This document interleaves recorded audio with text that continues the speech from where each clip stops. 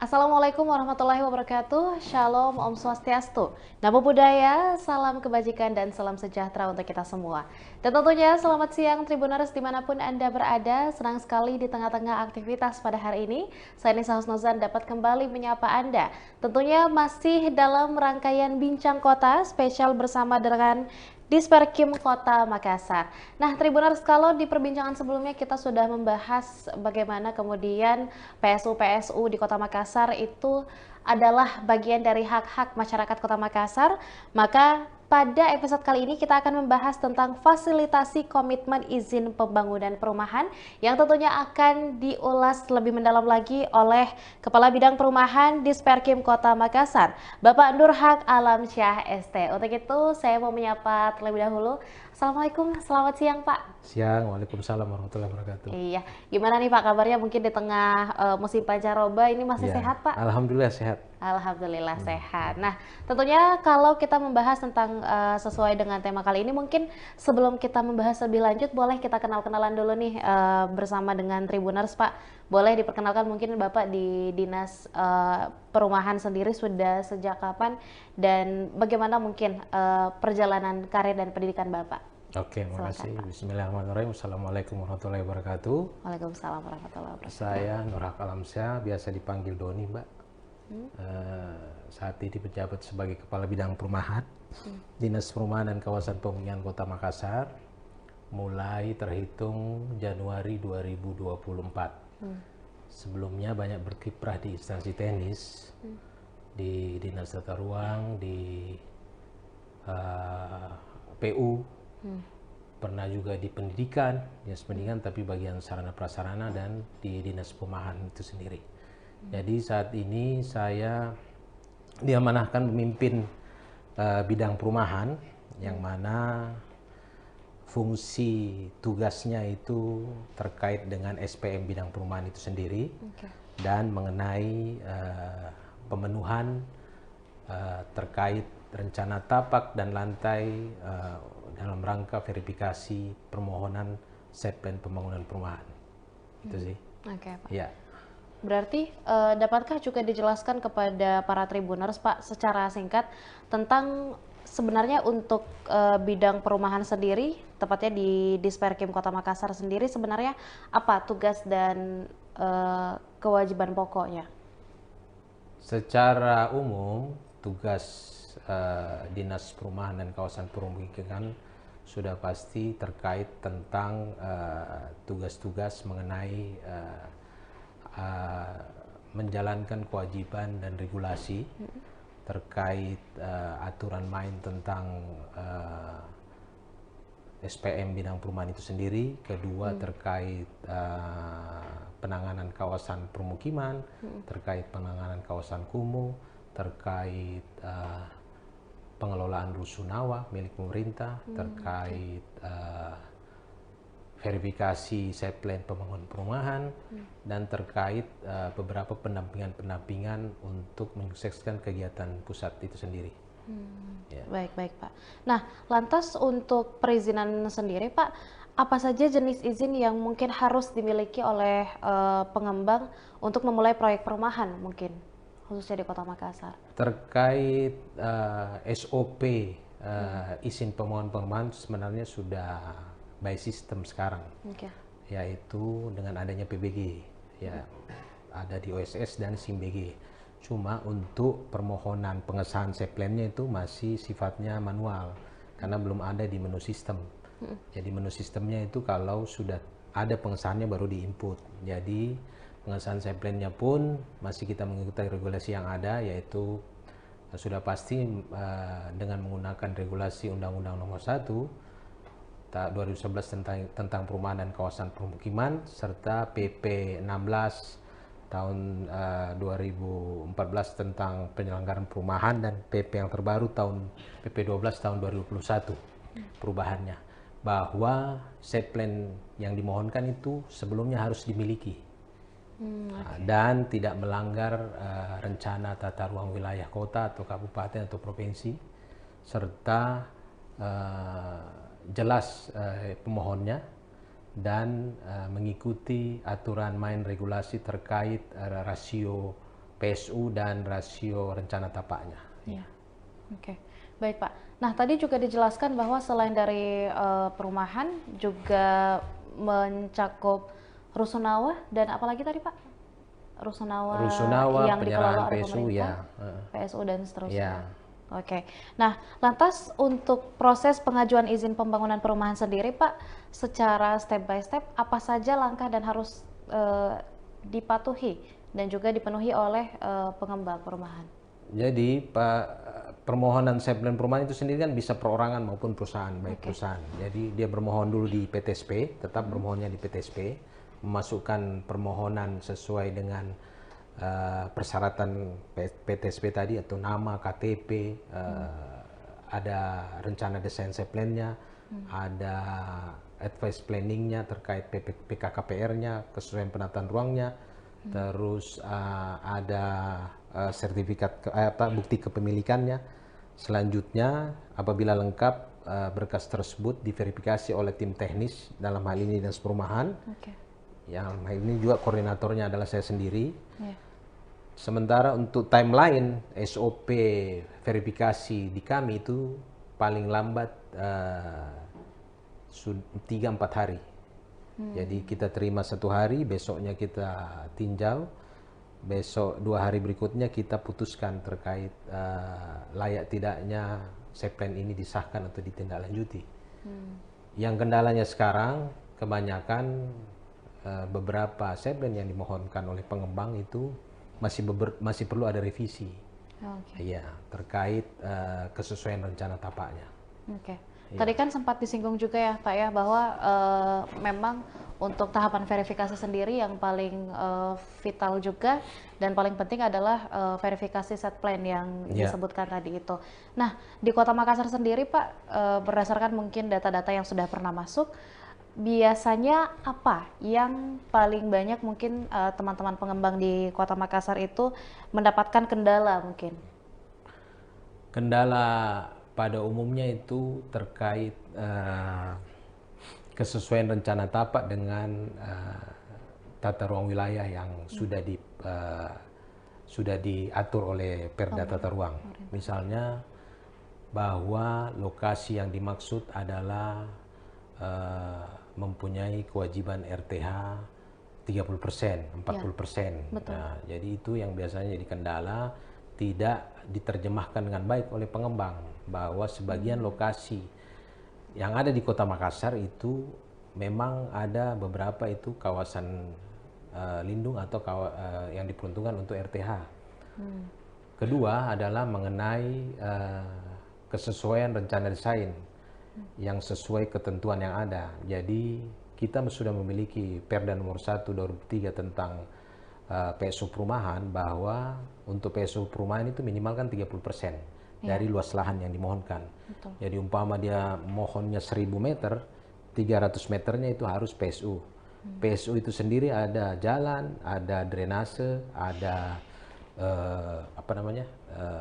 utilitas, ada sarana umum berupa RTH dan sebagainya. Jadi itu biasanya kendalanya, tidak cukupan rasionya belum cukup. Ketiga adalah mengenai penyediaan ruang terbuka hijau. Ini kenapa kita tekankan penyediaan ruang terbuka hijau, karena memang amanah Undang-Undang Penataan Ruang terkait cakupan ketersediaan RTH untuk kawasan kota memang diharapkan sumbangsi dari pengembang itu sendiri. Jadi itu biasanya Pak yang kita selaraskan. Butuh beberapa pengertian ke pengembang. Ada pengembang juga yang sudah mengerti, langsung merubah. Tapi ada beberapa pengembang yang masih ngotot untuk mempertahankan site plan yang dimohonkan sesuai kemauannya sendiri. Baik Pak. Lantas kalau misalnya ditemukan di lapangan, ataukah mungkin sudah pernah ada Pak kejadiannya? Jadi perumahan itu kemudian sudah selesai dibangun, tapi ketika ditinjau kembali ternyata masih ada yang kurang. Entahkah mungkin misalnya 30% dari luas wilayahnya itu untuk PSU ternyata kurang dari jumlah yang seharusnya, itu solusinya seperti apa Pak? Sebenarnya solusinya sudah ada di PP-nya, peraturan pemerintahnya, bahwa apabila si penyedia atau pengembang belum mencukupi kewajibannya untuk melakukan mencukupkan kesediaan PSU dan RTA itu bisa menambahkan di luar, apabila tidak ada di kawasan tersebut, bisa di luar kawasan yang dimohonkan tetapi masih dalam satu wilayah administratif Kota Makassar. Jadi pernah kami lakukan di tahun 2021 kalau nggak salah, seplennya baru dimohonkan tapi sudah berdiri, pas kita hitung tidak cukup, dia menambah lahannya di luar area yang dia mohonkan untuk mencukupkan. Gitu. Oke, baik Pak. Nah, lantas kemudian di Kota Makassar sendiri ya Pak ya, kita paham betul tadi juga sudah disampaikan di sesi sebelumnya bahwa di Kota Makassar sendiri kurang lebih ada sekitar 900 perumahan yang mungkin masih diverifikasi ya, masih akan terus bertambah dan seterusnya. Nah, lantas sebenarnya di tengah keramaian perumahan di Kota Makassar ini sendiri, sebenarnya jika dilihat ada seberapa banyak sih Pak perumahan yang cukup taat administratif, khususnya mungkin mengenai izin pembangunannya sendiri? Kalau kita buat rasio perbandingannya lebih banyak kok yang taat. Oh, lebih banyak yang taat. Karena ini kan terkait kelanjutan mereka untuk menjual rumah itu sendiri. Betul. Kalau tidak ada izinnya dari pemerintah setempat, pastinya dia tidak bisa melanjutkan untuk menjual dengan bantuan perbankan. Karena saya rasa setiap bank yang mereka kerjasama itu pun menyaratkan bahwa harus ada persetujuan bangunan gedung sebelumnya dan pengesahan setplan. Jadi biasanya sih keterlambatannya hanya kemungkinan besar adanya pembangunan rumah contoh yang mungkin mereka lakukan tanpa izinnya belum terbit. Karena ada jurus-jurus marketing dari setiap perumahan kan. Jadi mungkin dia bangun contoh 2-3 hanya untuk menarik pelanggan bahwa ini contohnya. Tapi selanjutnya pastinya mereka harus mengurus izin sesuai ketentuan yang berlaku. Betul Pak. Pokoknya dalam bentuk aktivitas pembangunan apapun itu, walaupun dalam tanda kutip mungkin namanya percontohan ya Pak ya, harus tetap sesuai. Ya. Kalau aturan main kan tidak boleh bangun izin menimbun aja harus sudah ada izin PBG. Oke. Baik Pak. Berarti memang sebenarnya yang harus paham tentang ini juga itu adalah masyarakat sendiri ya Pak ya, sebagai calon konsumen ya. Karena sekarang kan buka Google aja Mbak kan udah kelihatan aturan mainnya kan.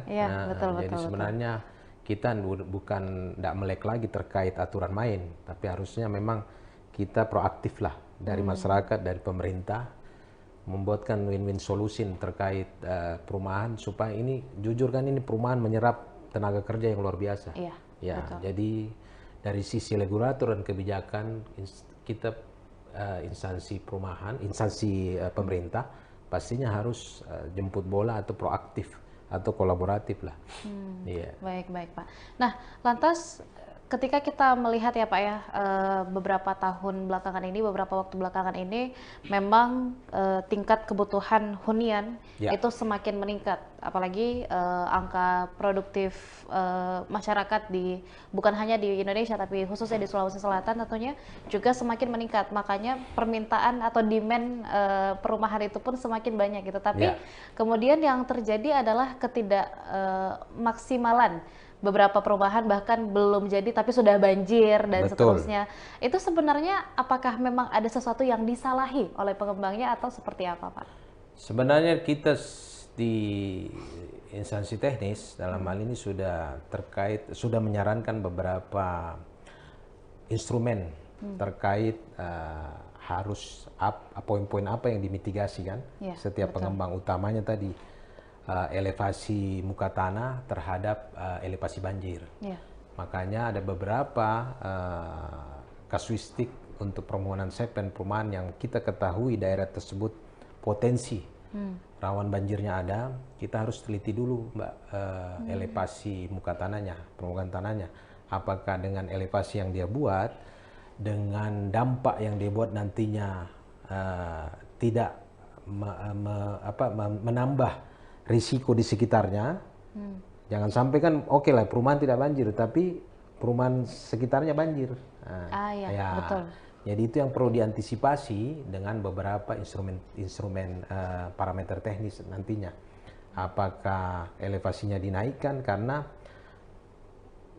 meninggikan permukaan tanah yang dimohonkan itu belum tentu menjadi solusi yang efektif. Betul. Terkait penanganan banjir di daerah situ, karena filosofinya itu air kan harus dialirkan, ya, nah, bukan ditanggul, nah, bukan ditinggikan bukan di daerah sia. Jadi solusinya memang kita lihat arah pengaliran airnya di mana. Selanjutnya dari pengembang kita suruh buat alternatif saluran yang memadai untuk bisa mengalirkan air yang selama ini mungkin di arealnya itu menjadikan bahwa ini areal tempat air kan Mbak, karena belum terbangun, jadi pemukiman sekitar mengalirkan air ke tanah mereka. Pada saat dibangun nantinya dia tinggikan malah sekitarnya yang kan. Jadi dialirkan lagi di mana airnya patut dialirkan, kita minta pengembang menyediakan space khusus, saluran kemungkinan diperbesar atau bagaimana, atau dibuat resapan air. Banyak kok alternatifnya. Dibuat aquapond, dibuat sumur resapan, dibuat beberapa lah alternatif. Ya. Nah, berarti sebenarnya salah satu peranan dari Dinas Perumahan dan Pemukiman Kota juga sebenarnya adalah untuk membantu masyarakat atau mengadvokasi masyarakat ya Pak ya, ketika ada kendala yang seperti itu. Nah, berarti sebenarnya yang patut dipertanyakan juga sebenarnya bagaimana kalau misalnya saya atau teman-teman Tribuners yang lain ternyata tinggal di suatu perumahan yang mungkin masih kurang edukasi atau paham tentang perizinan pembangunan dan seterusnya, tapi tidak tahu kalau ternyata tempat itu tidak berizin. Apa kerugiannya Pak? Pastinya kerugiannya Mbak, yang pasti itu sangat merugikan konsumen kan. Betul. Selaku memang peminat atau pembeli nantinya. Kenapa? Satu, kalau di aturan undang-undang kita harus sudah seharusnya, sudah sepatutnya dan sudah pasti terkait kepemilikannya Mbak. Bisa jadi dia tidak mengurus izin karena kepemilikannya belum beres. Nah, untuk nanti diturunkan ke pembeli itu kan pasti susah. Bisa jadi dia kumpulkan saja dana konsumen atau nasabah, nantinya pun rumah itu sudah lunas, kita belum memiliki sertifikat kepemilikannya kan. Itu banyak kejadian, banyak atensi dari aparat hukum ke kami untuk dimintai pendapat terkait itu. Ada beberapa perumahan yang nakal tanda kutip, usernya udah masuk, jalan sudah jadi semua, tetapi mereka belum memiliki sertifikat. Nah, karena diakibatkan usernya tidak meneliti lebih lanjut terkait ini developer punya komitmen terkait regulasi perizinannya itu berjalan atau tidak. Nah, jadi memang saya kasih sedikit pemahaman ke masyarakat untuk yang membeli rumah. Kita beli rumah itu Mbak, jangan serta-merta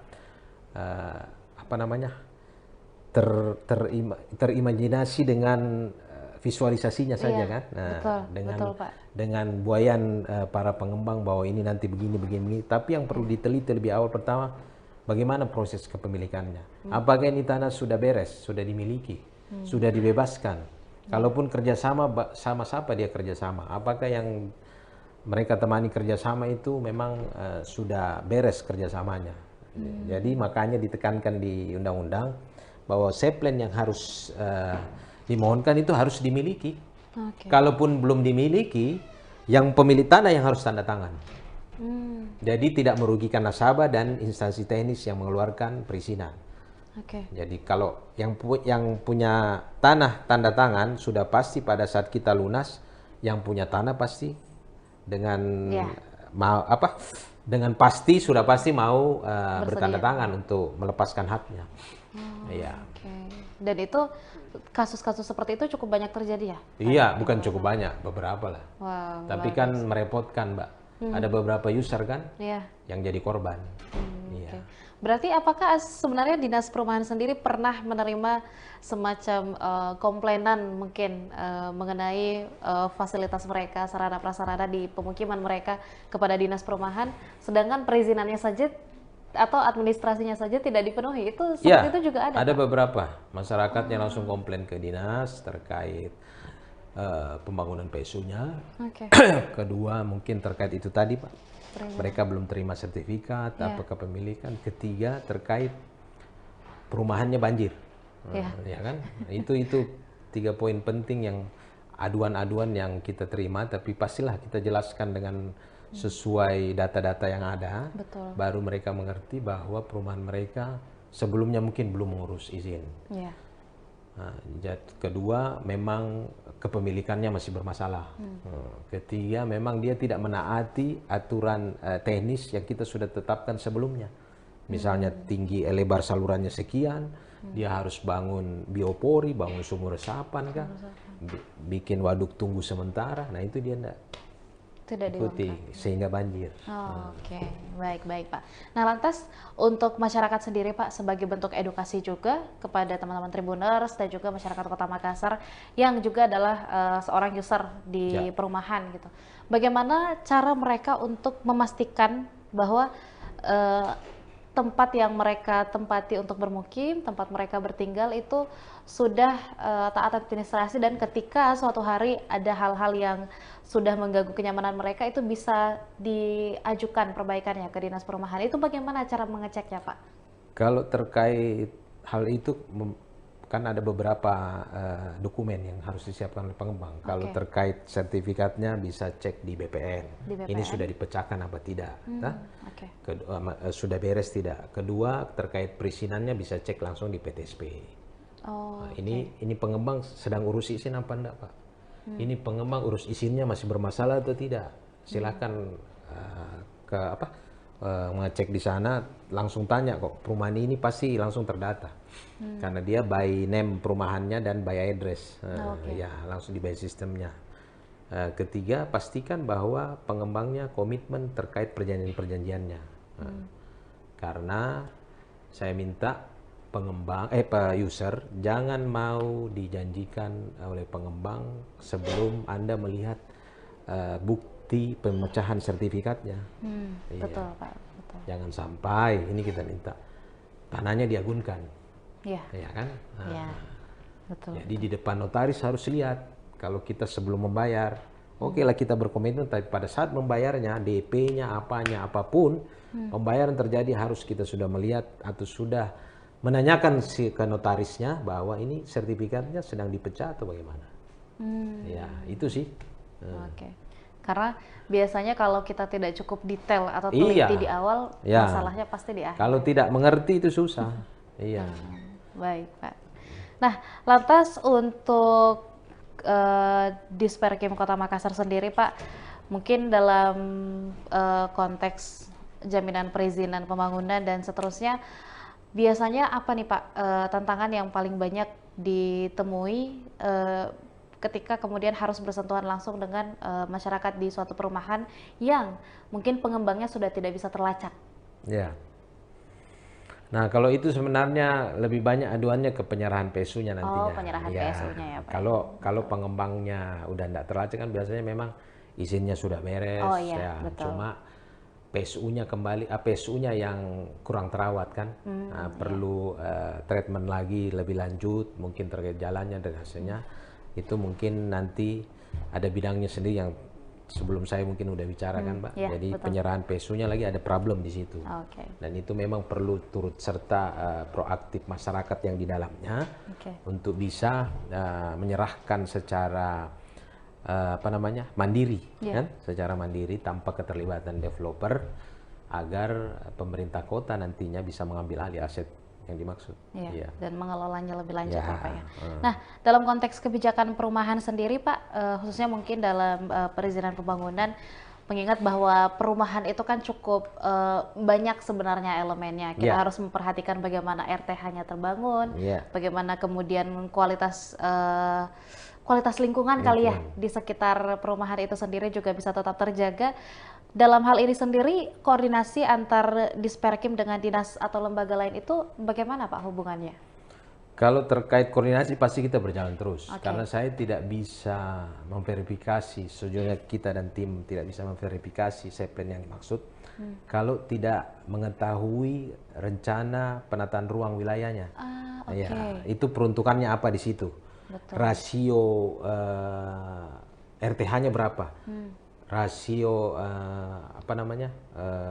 rencana tapaknya berapa, Jadi kalau memang kita tidak sebelum mengetahui poin-poin itu tadi, sebenarnya kita belum bisa melaksanakan verifikasi set plan.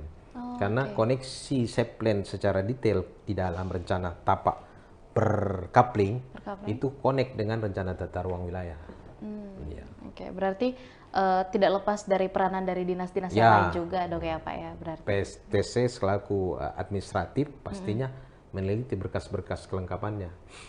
Kita selaku tim teknis meneliti secara teknis apa yang disajikan di set plan tersebut sesuai tidak dengan penataan ruang.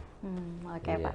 Nah, di Dinas Perumahan sendiri Pak, apakah dalam waktu dekat ada upaya untuk semacam menghadirkan inovasi digital yang mungkin sedikit banyak akan memudahkan masyarakat untuk meng-cross-check lagi bagaimana tempat tinggal mereka dan seterusnya, ataukah mungkin yang akan lebih memudahkan proses perizinan, baik itu berupa aplikasi ataupun online, Pak? Ya, selanjutnya mungkin di tahun depan saya secara digitasi akan melakukan perhitungan secara menyeluruh berapa perumahan yang ada di Kota Makassar, supaya ada database lain yang jelas bahwa ini perumahan telah berdiri sejak tahun berapa dan selanjutnya memiliki jumlah rumah berapa, luasan berapa, karena kenapa dan penyerahannya pun sudah diserahkan ke kota apa belum, karena sampai saat ini pun kita kan masih belum mengetahui secara jelas berapa jumlah rumah residensial komersil komersil, bukan jumlah perumahan. Betul. Jumlah rumahnya residen berapa yang, karena itu menyangkut dengan kebutuhan rumah nantinya yang layak huni. Dengan adanya backlog yang 95.000 sekian kan pasti dia butuh rumah layak huni, sementara ketersediaan rumah tiap tahunnya apa meningkat atau menurun. Iya. Betul Pak. Nah, kalau misalnya nih Pak ya, di sesi sebelumnya kan bersama Kepala Bidang PSU sendiri, mereka menyampaikan bahwa sejak tahun 2019 ketika mulai digencarkan literasi mengenai PSU dan seterusnya, sudah ada beberapa gerakan lah dan juga bahkan ada penghargaan sebagai provinsi dengan PSU, penyerahan PSU terbanyak ya Pak ya di 2023 atau 2024 tadi disampaikan. 2024. 2024. Nah, kalau di bidang perizinan perumahan sendiri Pak, apakah ada target-target tertentu juga yang hendak dicapai mungkin di tahun 2025 atau yang sudah dicapai di 2024 ini? Kalau yang dicapai secara khusus di bidang perumahan pastinya adalah pemenuhan SPM bidang perumahan. Ya, saya sudah jelaskan di podcast sebelumnya kayaknya itu. Jadi terkait dukungan terhadap bidang PSU sudah pasti kita di awal. Kalau PSU-nya di akhir pada saat pembangunan sudah selesai, penyerahan PSU-nya kami di awal. Di awal untuk menentukan rencana tapak yang kesesuaiannya dengan penataan ruang. Yang nantinya dipakai oleh tim PSU untuk bisa mengambil aset-aset PSU-nya sesuai dengan set plan yang disajikan.